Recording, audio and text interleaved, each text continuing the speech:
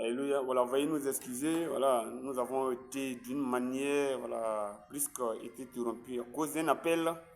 Voilà, c'est la suite de la deuxième partie. Nous sommes arrêtés sur le fait que Ève a dit, et quand le diable lui a dit que vous serez comme des dieux, tout de suite, son cœur a commencé à s'agiter. Ah, je serai comme Dieu, comme Adam. J'aurai sur le pouvoir, le même pouvoir comme Adam. Donc, c'est la convoitise de la chair, l'orgueil de la vie. Voilà, l'orgueil qui a poussé Ève à manger le fruit. Parce que le diable dit, je sais que vous ne mangez pas, le jour que vous mangez, vous mourrez. Mais quand il a ajouté, vous serez comme des dieux, c'est pas à Adam il parlait, c'est à Ève il parlait. C'est à Ève il parlait que vous serez comme des dieux. Donc quand elle a entendu, ah, verset 5, mais Dieu sait que le jour où vous mangerez, vos yeux s'ouvriront et vous serez comme des dieux connaissant le bien. Donc elle va dire, waouh, mais ça c'est bien. Donc je serai comme Dieu. J'aurai le même pouvoir comme Adam. J'aurai la même autorité comme Adam. Vraiment, je serai émancipé. Vous qui parlez d'émancipation là, c'est un projet diabolique. Hein. Partout où on parle d'émancipation, c'est un projet très diabolique. Et c'est ce qui a fait tomber Ève dans le piège du diable. Ah, donc désormais je serai émancipé. J'aurai les mêmes droits comme Adam et Ève. Et enfin, comme Adam. Je serai donc émancipé. Ah, comme aujourd'hui, la nouvelle loi du mariage, depuis 2012, là, ça crée un grand tollé ici en Côte d'Ivoire. On dit qu'il n'y a plus de chef. Dans l'ancienne loi du mariage, là, dans l'ancienne loi du mariage, on parlait de mari et femme. On parlait de famille. Mais dans la nouvelle loi du mariage, là, il n'y a plus mari et femme, il n'y a plus famille, il n'y a plus enfant. On parle de conjoints maintenant. Les conjoints, les deux conjoints, les conjoints. Pourquoi? Parce qu'il n'y a plus chef. Voilà. C'est la loi de Sodome et Gomorrhe. La nouvelle loi du mariage actuellement. Encore une fois, c'est la loi de Sodome et Gomorrhe. Il n'y a plus chef. Et donc, vous voyez, mais c'est ce que je dis que c'est un projet très diabolique là. Partout où on parle d'émancipation, c'est une inspiration satanique. Et c'est ce qui avait tombé Ève dans le péché. Ah, donc je serai désormais émancipé.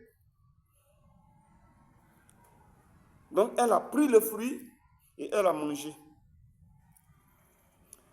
Et quand nous l'avons lu tout à l'heure, 1 Timothée 2, verset 14, la Bible dit que c'est la femme trompée qui s'est rendue coupable de grande désobéissance. La femme trompée s'est rendue coupable. Écoutez bien ce que la Bible dit. Hein? 1 Timothée 2, verset 14 que j'ai relu pour vous. Et ce n'est pas Adam qui a été séduit, qui a été trompé. C'est la femme qui, trompée, séduite, s'est rendue coupable de grandes transgressions. Donc la femme s'est rendue coupable de grandes transgressions. C'est la femme qui a péché. C'est la femme qui a péché. C'est la femme qui a obéi au diable. C'est ce que ta Bible dit. Mais vous savez pourquoi Adam a mangé le fruit? Comme je l'ai dit dans la première partie de la deuxième partie là. Ah, ça c'est la suite de la deuxième partie. Pourquoi Adam a mangé le fruit? Adam a reçu la mission. Ève a reçu la commission. Donc Adam savait ce qui était déjà arrivé à sa femme Ève. Adam savait ce qui est arrivé à Ève. Adam savait dans quel état Ève est tombée, Ève a chuté. Adam savait le malheur sans remède qui pesait sur la vie, ou bien qui a commencé à peser sur la vie d'Ève. Donc quand Adam prend le fruit, la Bible dit, elle a pris le fruit et elle a donné à son mari qui était là et qui a mangé. Certainement, il était là, mais il n'était pas tout près d'elle. Donc quand la Bible dit, il était à côté, et après, il est revenu à côté d'elle. Elle dit, ah, mon chéri Adam, vraiment, j'ai pris là, le beau fruit là, j'ai mangé. Adam dit, quoi? Tu as mangé? Oh ma chérie, oh ma chérie, oh ma chérie. Donc quand Adam prend le fruit puis mange, Voici une autre vérité que je vais dire à partir des Écritures. C'est vrai, elle a prospéré dans le corps de Christ. Elle a fait son grand bonhomme de chemin dans le corps de Christ, mais c'est une fausse doctrine. Parce que l'Écriture ne le dit pas. Et ce que l'Écriture dit, c'est ce que nous avons lu dans 1 Timothée 2, verset 14 là. Donc quand Adam mange le fruit là, c'est pas amour qu'il a mangé le fruit. Quand Adam, je le dis, je le répète, quand Adam mange le fruit, c'est pas amour qu'il a mangé le fruit. Parce que Adam savait ce qu'il faisait. En mangeant le fruit, il savait bien ce qu'il faisait. Lui, Adam n'a pas été trompé. C'est la femme qui a été trompée par le diable. Mais Adam, quand sa femme lui tend le fruit, il sait ce qu'il faisait. Parce que Ève lui a dit que voici, c'est le fruit de tel arbre-là, l'interdit que j'ai mangé. Donc Adam savait ce qu'il faisait. Donc quand Adam mange le fruit, ce n'est pas amour qu'il a mangé le fruit. Et on appelle Jésus le nouvel Adam. On appelle Jésus le nouvel Adam. Donc ce n'est pas amour, Jean 3,16. Ce n'est pas amour que Jésus est venu mourir pour nous. Nous qui sommes des pécheurs, nous qui étions des pécheurs, nous qui étions des mécréants, nous qui étions perdus, des rebelles à Dieu. Aujourd'hui, la grâce de Dieu, alléluia, Seigneur, merci pour ta grâce en manifestant Jésus-Christ pour moi. Donc toi qui n'as pas encore accepté Jésus, toi qui n'as pas encore reçu Jésus, toi qui n'as pas encore donné vraiment la gloire de ta vie à Jésus, toi qui n'as pas encore répondu à l'appel de Dieu à Jésus, c'est maintenant parce que Dieu a donné sa vie pour toi. Dieu est venu, Dieu a déjà payé pour ton péché, il a déjà payé pour tout. Réponds seulement à l'appel. Réponds seulement à Jésus. Réponds à l'amour de Dieu. Donc, quand Jésus vient mourir pour nous, ce n'est pas amour que Jésus le fait. De la même manière que Adam a mangé le fruit par amour pour sa femme. C'est comme ça. Jésus est venu. Mais seulement que la différence, c'est que Jésus, non seulement il a donné sa vie pour nous, par amour, pour nous qui étions des pécheurs, pour nous qui sommes des pécheurs, mais c'est par obéissance à Dieu. Mais Adam, il mange le fruit non seulement par amour pour sa femme, mais en même temps par désobéissance vis-à-vis de Dieu. Il mange le fruit par amour pour sa femme en désobéissant à Dieu. Mais Jésus est venu mourir pour nous les pécheurs en obéissant à Dieu. Alléluia, je crois que vous avez compris. Si vous ne comprenez pas, posez des questions. Hein. Voilà. Je sais que ça dérange, ça fait du bien à beaucoup de personnes, mais en même temps, ça dérange les théologiens ou bien ça dérange les leaders. Alléluia. C'est la vérité de l'évangile, c'est l'évangile des vérités. Gloire à Jésus. Donc, quand il mange le fruit, c'est avec beaucoup de conscience qu'il mange le fruit. Parce que c'est dit quoi? Il aimait sa femme. Il aime sa femme Adam. Parce que c'était la seule femme du moment. De toute façon, il était triste et puis Dieu a créé là. Il va laisser ça partir. C'est pas... Non, il ne peut pas. Donc, c'est par amour, par compassion. Parce qu'il ne voulait pas laisser sa femme aller en enfer tout seul. Et le film Titanic là, c'est ça un Titanic là, l'acteur principal de Titanic là, Leonardo DiCaprio. Quand la femme, elle est noyée là, mais qu'est-ce que Leonardo DiCaprio, il va aussi chercher à la sauver. Mais lui-même, il sait que là où il va là, c'est dangereux. Mais quand même, il est parti. Donc la même intention que le réalisateur ou bien l'acteur de ce film a eu là, c'est la même intention que Adam a eu pour Ève. Quand Leonardo DiCaprio se jette dans l'eau pour tenter d'aller sauver, parce qu'il n'avait même pas les moyens de sauver, mais il allait le faire. C'est la même intention que le réalisateur de ce film-là a eu. Ce que Adam a eu, c'est la même intention. Donc Adam savait ce qu'il faisait. Il sait pourquoi il a mangé le fruit. Parce qu'il ne voulait pas laisser sa femme être seule, être éloignée de Dieu. Donc c'est un risque que Adam a pris. C'est un risque vraiment en toute conscience qu'il a pris. Mais pas prendre un risque pour désobéir à Dieu. Même si c'est par amour, même si c'est par compassion pour ta femme. Et puis, le problème aujourd'hui de beaucoup de foyers, ce qui détruit aujourd'hui les foyers là, c'est l'ingérence d'une tierce personne. Si deux personnes sont mariées, votre ingérence là, que ce soit les parents ou les beaux-parents, les collègues, les amis, votre ingérence là, ça détruit le foyer. Quand le diable est apparu là, il allait directement vers Ève. Mais pourquoi il n'est pas allé directement vers l'homme? Donc, même si c'est ta propre fille qui s'est mariée, si tu dois intervenir, tant que le mari ne t'a pas donné la porte, si le mari ne t'a pas expliqué quelque chose, même si c'est ta fille ou bien c'est ta belle-fille qui t'explique, si tu interviens, tu as joué le rôle du diable. Tu as joué le rôle du diable. Le mari est le chef. Le mari a reçu l'ordre des missions, a reçu la mission. Donc, même si ce sont vos enfants, vos beaux enfants, qui se sont mariés, quelle que soit la situation du foyer, tant que le mari ne vous a pas invité, ou tant que le mari n'a pas expliqué la situation, même si c'est ta propre fille qui explique la situation, tu ne dois pas intervenir. Tu ne dois pas intervenir. Si tu interviens, tu as joué le rôle du diable. Si tu viens parler au couple sans que le mari ne t'ait invité, tu as joué le rôle du diable. Alléluia. Et même si tu veux tenter de parler, tu dois dire à la femme, c'est ton mari qui a raison. Quel que soit ce qui adviendra, c'est ton mari qui a raison. Voici la sagesse que tu dois avoir. Même si tu veux tenter de parler, dis à ta femme, c'est ton mari qui a raison. Parce que, vous savez, il y a une anecdote chez les élèves là. Voilà. On dit article 1, le professeur a toujours raison. Article 2, quand le professeur n'a pas raison, on revient à l'article 1 qui dit que le professeur a toujours raison. Voilà, donc voici comment tu dois faire. Mais les beaux-parents, les belles-mères, les parents, vos interventions dans le foyer là, en tout cas, mesurez-les. Donc une tierce personne là, le diable, non seulement, lui il était garde-corps, il était agent de sécurité, mais regardez comment il est intervenu. Et la meilleure personne qu'il a utilisée, c'était la femme.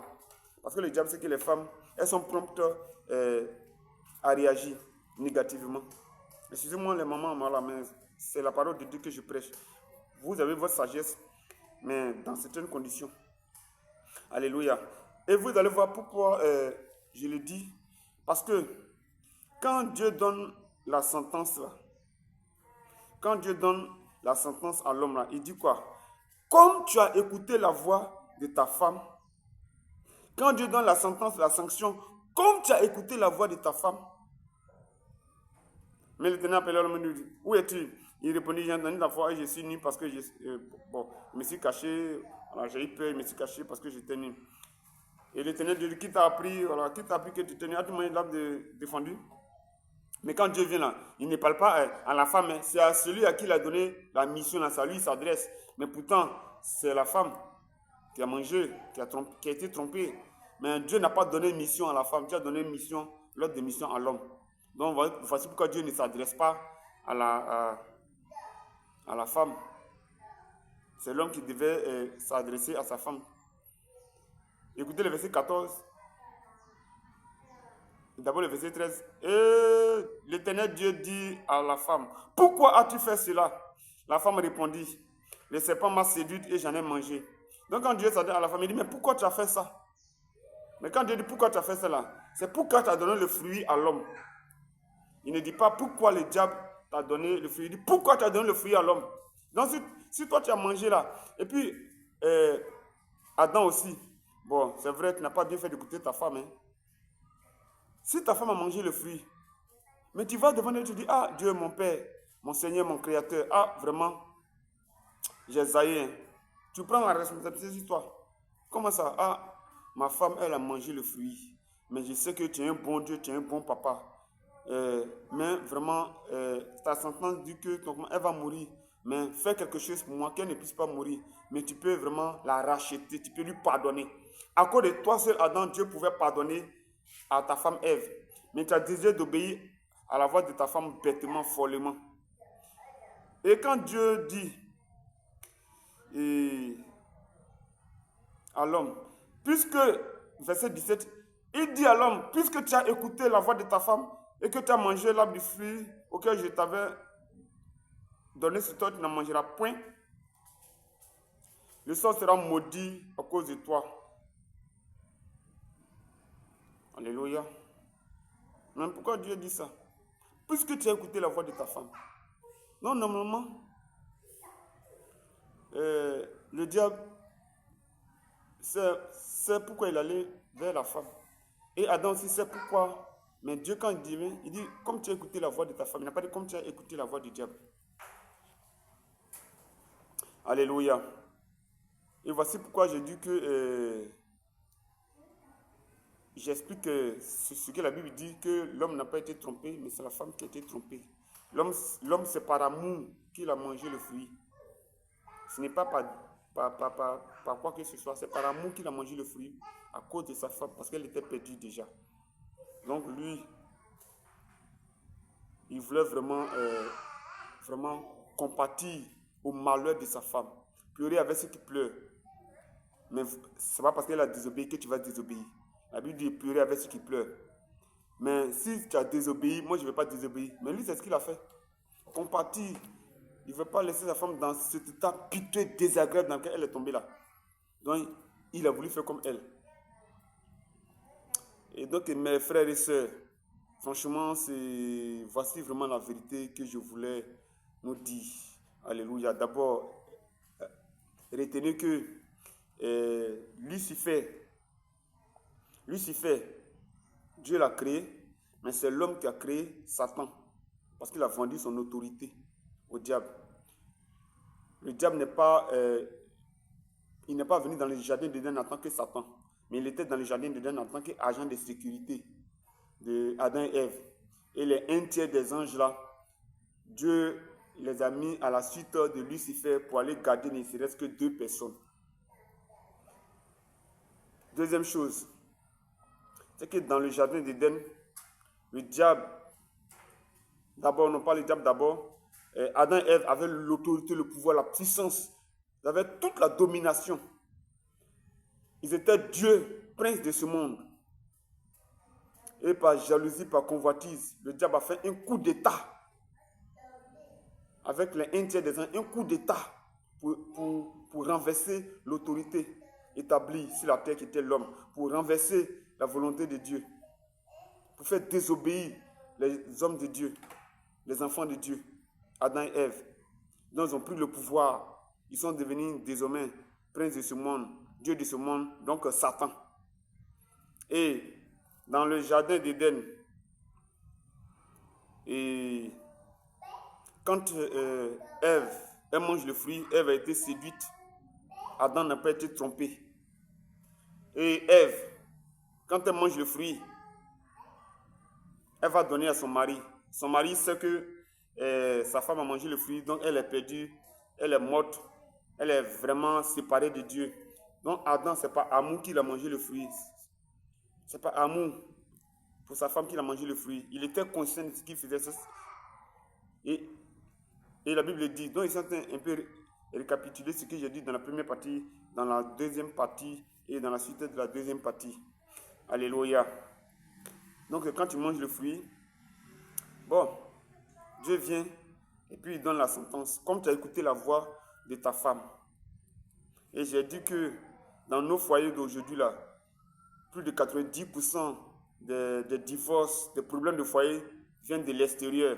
Viennent d'abord premièrement des plus proches parents, belle famille ou famille. Et la personne la plus facile par qui le diable peut passer pour détruire le foyer, c'est la femme elle-même. Pourquoi? Parce que la Bible dit, la femme insensée renverse son foyer de ses propres mains. Mais la femme sage bâtit son foyer. Alléluia. Donc les problèmes de foyer là, ça passe d'abord par les femmes. Excusez-moi de le dire, mais c'est ce que la Bible dit que je vous explique. La femme sage bâtit son foyer. Mais la femme insensée les renverse de ses propres mains. Si ton foyer veut être affermi, ne laisse pas le diable utiliser un parent ou bien belle-mère, maman, papa, frères et sœurs, collègues de travail, amis du quartier, connaissances. C'est eux que le diable va utiliser. Mais toi, ne tombe pas dans ce piège-là. Alléluia. Et quand Dieu donne la sentence, il dit, comme tu as occulté la voix de ta femme. Et j'ai dit que l'homme a reçu la mission, la femme a reçu la commission. Et le Genèse 3, verset 15, c'est la première prophétie messianique. Parce que quand Adam et Ève ont désobéi, Dieu a trouvé la stratégie de salut. Genèse 3, verset 15, je mettrai inimitié entre toi et la femme, en ta postérité et sa postérité. Celle-ci t'écrasera la tête et tu lui briseras les talons. Ça parle de Jésus qui allait mourir pour nous à la croix. Alléluia. Gloire à Jésus. Satan allait être décapité de la même manière que David, quand il a tué Goliath, Goliath est tombé, il est mort. La même temps, il a décapité Goliath. Alléluia. Donc voici ce que je voulais en quelque sorte dire. Nous allons encore revenir sur quelques points importants. Alléluia, du jardin d'Éden. Voilà, où même quand Dieu fait endormir l'homme et puis il prend une côte. Tout ça là, c'est prophétique, même dans le Nouveau Testament. Alléluia. Gloire à Jésus. Vraiment, voici les vérités que je voulais étaler. Donc, les 1/3 des anges, comme on dit dans Apocalypse, comme il est dit dans Apocalypse 12, que le dragon a traîné avec lui les 1/3 des étoiles. On a dit que c'était des anges là. Mais c'est d'abord dans le jardin d'Éden. Et donc, Apocalypse 12, verset 4, c'est symbolique de la fin des temps. Voilà. Mais c'est d'abord dans le jardin d'Éden que les 1/3 des anges là étaient. Les 1/3 des anges là. Donc ils se sont mis d'accord pour fomenter le coup d'État. Et le coup d'État a réussi. Ils ont utilisé un élément du jardin même d'Éden, qui était le serpent. Après, ils ont utilisé la femme. Et l'homme aussi, tous ceux-là sont tombés dans le piège. Et aujourd'hui, voici ce que la création est. Mais tout a été restauré par le nouvel Adam. Tout a été remis à zéro par le nouvel Adam. Tout a été réparé par Jésus. Voici pourquoi, toi qui veux être député, on parle des législatives dans ces derniers temps-là. Je crois que c'est bon, je ne sais pas. Quand est-ce que le dépôt du candidat est candidat. Donc toi qui veux être député de la nation, là. C'est vrai, Dieu fasse que tu sois député de la nation. Mais tu n'as pas encore donné ta vie à Jésus, là. Tu n'as pas encore donné ta vie à Jésus, là. C'est député de quelle nation tu seras? C'est maintenant qu'il faut donner ta vie à Jésus. Toi qui es maire de telle commune, là, Dieu merci que tu es maire. Mais il faut donner ta vie à Jésus. Il faut accepter Jésus. Jésus a déjà payé ton péché. Et je vais dire encore une autre vérité, voilà, qui va sembler être vraiment quelque chose vraiment de nouveau, bien de... Bon, je ne sais pas, mais comment on peut interpréter peut-être des scandaleux, mais ce n'est pas scandaleux. Alléluia. Aucun homme n'ira en enfer à cause de son péché. Personne n'ira en enfer à cause de son péché. Mais vous irez en enfer à cause de votre refus d'accepter Jésus. Vous irez en enfer à cause de votre rejet d'accepter Jésus. Vous irez en enfer parce que vous refusez d'accepter Jésus. C'est pour cela. Sinon, quand l'homme a péché, Dieu l'a rejeté. Et j'ai dit que Dieu a payé pour tous les péchés de l'humanité. Tous les péchés de l'humanité ont été payés. Toi-même qui m'écoutes, toi le ministre, le PDG de société, le député maire, président de telle institution, président, roi, prince, président de la République, ton péché a été déjà effacé. Jésus a déjà payé pour ton péché. Jésus a déjà tout payé. Tout ce que tu as fait, accepte et puis c'est fini. Donc quand je dis que personne n'ira en enfer à cause de son péché, mais c'est à cause de ton refus d'accepter Jésus, c'est ça qui va t'envoyer en enfer. Sinon Jésus a déjà payé pour tous tes péchés. Alléluia. Nous qui sommes les enfants de Dieu, et comme la Bible dit dans 1 Jean, là-bas, il y a des péchés qui ne mènent pas en enfer. Il y a des péchés qui ne mènent pas à la mort. Mais c'est quel péché qui ne mène pas à la mort? C'est quel péché qui ne mène pas en enfer? Alléluia. Nous qui sommes les enfants de Dieu, il arrive par moment que nous on fasse des erreurs, des fautes et même des péchés. Mais quand Jean dit qu'il y a des péchés qui ne conduisent pas en enfer, là, il parle de qui? Alléluia. Et tout ça, je crois que dans la suite des temps, nous allons le voir. Mais un enfant de Dieu ne pêche pas. Celui qui est né de Dieu ne pêche pas. Alléluia. Gloire à Jésus. Voilà, donc pour le moment, gardez ça dans un coin de votre esprit. Et puis bientôt, nous allons revenir. Que la paix et la grâce de Dieu vous soient multipliées au nom de Jésus. Amen.